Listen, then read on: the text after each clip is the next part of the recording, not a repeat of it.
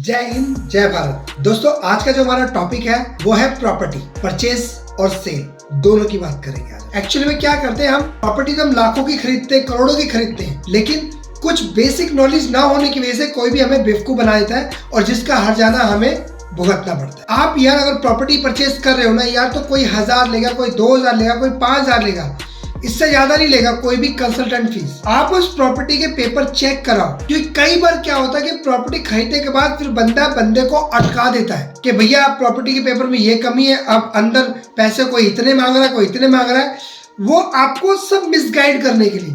तो आप ये प्रॉपर्टी के पेपर अगर आप पहले ही चेक कर लो, अगर आपको खुद नहीं आता तो किसी की हेल्प ले लो।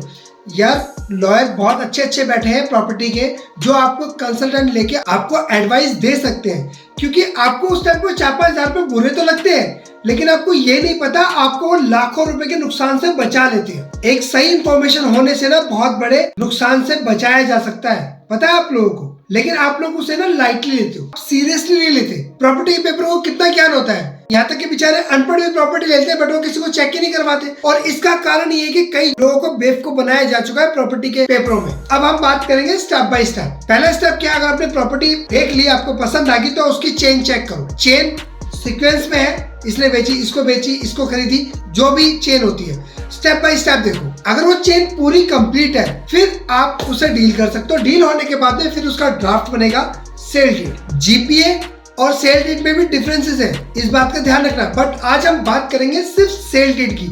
जीपीए के लिए मैं नेक्स्ट वीडियो बनाऊंगा, उसमें हम जीपीए की विस्तार से बात करेंगे, जनरल पावर ऑफ अटॉर्नी क्या होती है और वो अनऑथराइज कॉलोनी की क्यों बनती है, रजिस्टर्ड की क्यों नहीं बनती, वो उस पर हम विस्तार से बात करेंगे उसमें। जैसे ही आपका सेल डीड का ड्राफ्ट तैयार हो जाएगा, उसके लिए फिर आपको स्टैंप ड्यूटी लेनी पड़ेगी। अगर हम मोटा मोटा मान के चलो 20 लाख की प्रॉपर्टी है, अगर उसे 6% अगर स्टैंप ड्यूटी देनी पड़ेगी तो 6 दूनी 12, मतलब 1,20,000 रुपए की स्टैंप ड्यूटी बनती है, प्लस उसमें 1% रजिस्ट्रेशन फीस। जब आप रजिस्ट्रेशन फीस ले लोगे, स्टैंप पेपर ले लोगे, फिर उसके बाद ड्राफ्ट तैयार होता है। ड्राफ्ट तैयार होने के बाद में उसी से आपको फिर एसआर मतलब सब रजिस्ट्रार के ऑफिस के लिए आपको अपॉइंटमेंट लेनी होगी। अपॉइंटमेंट लेने के बाद में फर्स्ट पार्टी की 2 फोटो चाहिए, सेकंड पार्टी की 2 फोटो चाहिए, वो स्टैंप पेपर पे आपको लगानी है, ठीक है। दोनों की आईडी चाहिए, 2 विटनेस चाहिए, ये 4 बंदे चाहिए, ध्यान रख लेना।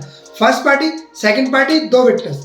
विटनेस कोई भी हो सकते हैं, आप अपनी वाइफ को भी विटनेस बना सकते हो, अपने भाई को भी बना सकते हो, अपने मम्मी पापा को भी बना सकते हो, और या किसी दोस्त को भी बना सकते हो। इसमें मैंडेटरी नहीं है कि ब्लड रिलेशन हो या ना हो, कोई भी आप विटनेस बना सकते हो इस केस के अंदर। जैसे आपकी अपॉइंटमेंट हो जाएगी, इन सारों को वहां पे जाके पेश होना होगा।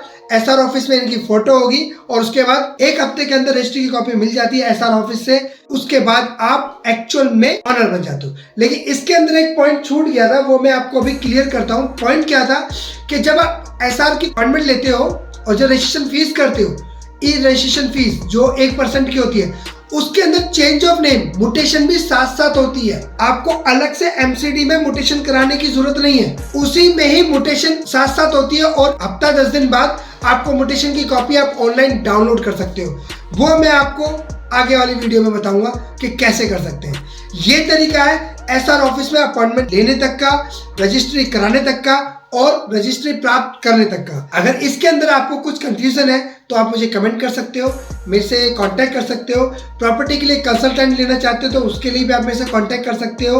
और डिस्क्रिप्शन बॉक्स में मेरा ऑलरेडी ऑफिस का एड्रेस और कांटेक्ट नंबर है। तो आई होप आप समझ गए होंगे जो मैं समझाना चाहता हूँ आपको, क्योंकि प्रॉपर्टी लो लेकिन बिगर वेरिफिकेशन के मत लो, चेक जरूर कराओ।